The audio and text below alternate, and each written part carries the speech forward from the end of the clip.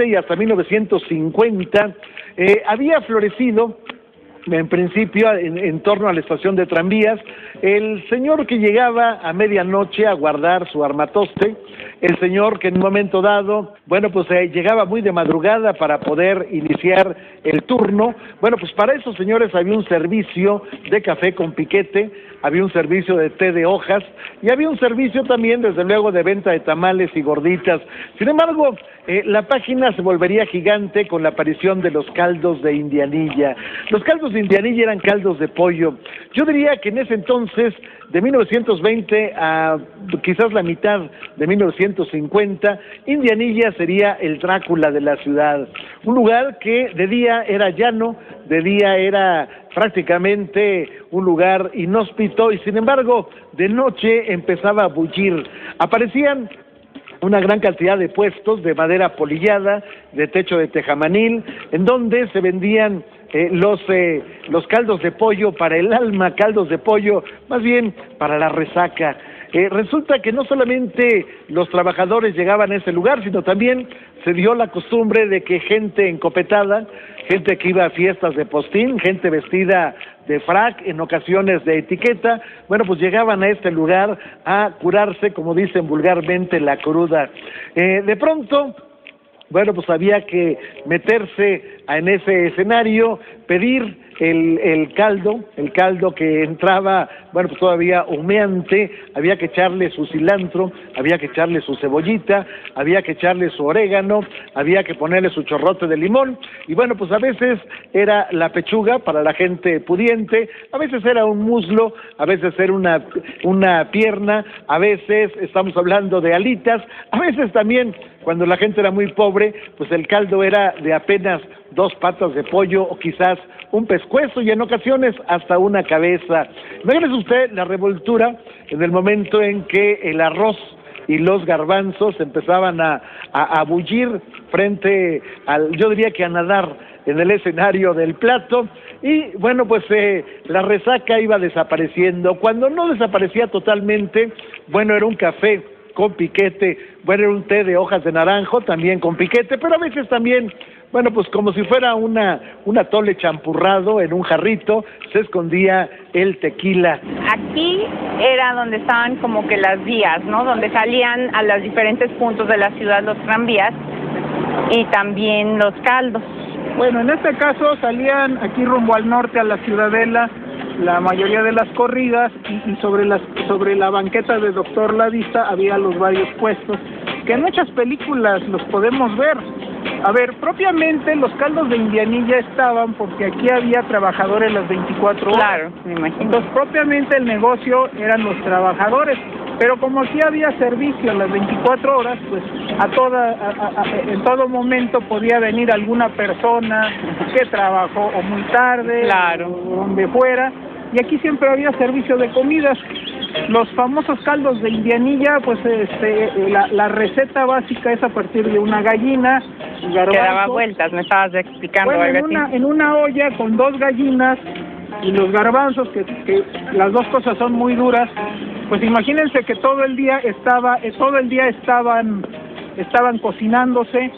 Era comida perfectamente limpia porque estaba hierve a las 24 horas al día. Que se acababa, se evaporaba el agua, y el resto de las recetas eran ya diferentes ingredientes.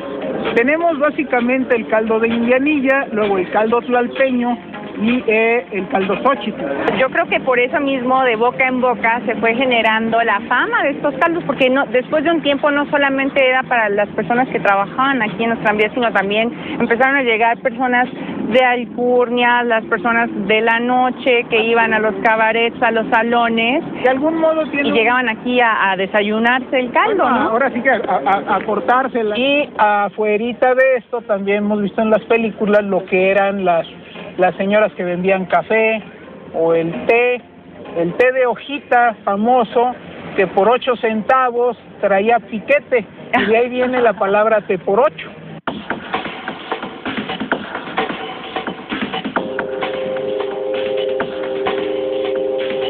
A la vera de la estación de Indianilla, a la vera de los caldos de pollo Indianilla, se filmarían infinidad de películas. Ahí estaba de pronto Resortín de la Resortera, ahí estaba también María Victoria, ahí estaba también Meche Barba, naturalmente inolvidable, infaltable en este tipo de películas, Fernando Fernández. Ahí de pronto, bueno, pues Fernando Fernández vendía tortas ahí en los llanos donde estaban los caldos de Indianilla, y de pronto, bueno, pues Meche Barba, ante una situación trágica, se iba a trabajar de bailarina de un cabaret, con lo cual era repudiada por el resto de sus amigos. En fin, películas que hicieron historia, pero también hay otra página que se escribiría en torno de este lugar. Estamos hablando de, en 1933, la aparición del Cabaret Leda.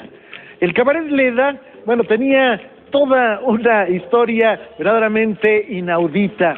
Resulta que, bueno, pues el encargado de este lugar, de este centro de esparcimiento, que alguna vez se llamó Club de los Artistas, bueno, el encargado era compadre de una de las grandes pintoras mexicanas, María Izquierdo. Bueno, María Izquierdo le había donado a su compadre un gran cuadro que quedaba justamente en la entrada de este cabaret, pero además, bueno, pues había no solamente el recuerdo del cuadro, sino también, bueno, pues la llegada de personajes inolvidables a este lugar. María Izquierdo encabezaba caravanas en que se nutrían con un Diego Rivera, con un David Alfaro Siqueiros, con un Jesús Guerrero Galván, en fin, los grandes pintores de su tiempo llegaban al Cabaret Leda, con lo cual, bueno, pues había una ocasión más de decir danzón dedicado a fulano de tal. También llegaban boxeadores, ahí estaba Kid Azteca, también llegaba naturalmente el matadores, toreros, ahí estaba el gran faraón de Texcoco, Silverio Pérez, pero también estaban ahí intelectuales, ahí llegaba Salvador Novo, naturalmente ahí estaba el maestro Agustín Lara. Pero bueno, ¿por qué Indianilla? Esta es una gran pregunta. ¿De dónde viene la palabra Indianilla? Bueno, hay una teoría que maneja el gran escritor Andrés Enestrosa, recientemente fallecido. Él decía que se trataba de un barrio de indios. Entonces, poéticamente, indio pequeño, Indianilla, India pequeña o barrio pequeño de indios. Esa era la connotación. Hay quien dice que no, que en realidad, dado que la compañía que manejaba los tranvías de troley venía de Indiana, de la ciudad de Indiana, bueno, la gente dijo, pues ahí será Indianilla por Indiana, lo cual, bueno, no parece muy coherente. Finalmente, en las escrituras, en todos los lugares donde se habla del barrio, del espacio, se le denomina Indianilla. ¿Cómo era, para los que no alcanzaron a ver nunca fotografías o digamos, los uniformes reales? ¿Cómo eran los uniformes de los tranviarios, de los transportes? Bueno, desde el tiempo de los tranvías de mulitas se comenzó a utilizar lo que viene siendo un blazer cruzado, un kepi tipo francés, y bueno, así como con traje, ¿no? Durante la decena trágica en este lugar hubo destrozos, con algún cañonazo rompieron parte de la pared aquí de la entrada, algún poste le tiraron los cables. Se levantó aquí en un poste se levantó la bandera de México, está la fotografía en lo que fue el archivo de Luz y Fuerza, y entonces pues vemos que en ese tiempo los trabajadores de reparación traían calzón de manta y sus sombrerotes de piloncillo, como quien dice. Sí, qué curioso, es que acabo de caer en cuenta de que estamos tan cerca de la Ciudadela, ¿no? Sí. Bueno, pues muchos recuerdos, mucha nostalgia, hablando aquí de los tranvías, de la estación de Indianilla. Muchísimas gracias a Héctor Lara, cronista de la Ciudad de México, además pertenece a la Alianza de Tranviarios de México, que está abierta desde 1923 y pues por regalarnos todas estas anécdotas, todas estas historias. Muchas gracias, Héctor. Pues a la orden de este programa, yo en lo personal lo veo todos los sábados. Muchas gracias, Héctor. Seguimos aquí en Leyenda Urbana. A finales de la década de los 50, reconstruido el tejido que daba el escenario, vamos a decir, la telaraña que permitía el paso de los tranvías de trolley, aparecidos también los trolebuses. Bueno, pues desaparece la estación Indianilla, el lugar donde llegaban a descansar estos vehículos que tanto beneficio le dieron a la Ciudad de México durante tantos y tantos años.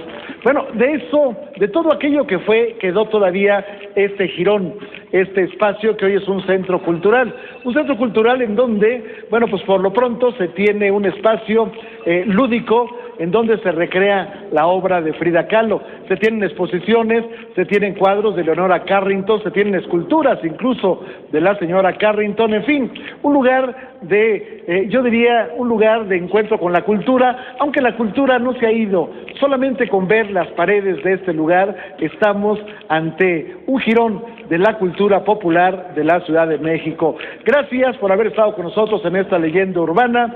Lo invito el próximo sábado, naturalmente aquí en Canal 40, Proyecto 40, a las 9:30 de la noche. Mi nombre es Alberto Barranco Chavarría y le deseo la mejor de las noches. Y ya terminamos este programa dedicado a la estación de Indianilla, a esta zona donde nos podemos imaginar cómo era este medio de transporte que ayudaba a todos los capitalinos a moverse en esta gran ciudad. No olvide escribirnos a leyendaurbana@proyecto40.com.mx o entrar a nuestra página web www.proyecto40.tv o de escribirnos a Facebook o también comunicarse directamente conmigo a Twitter @sinfrancesconi. Muchas gracias.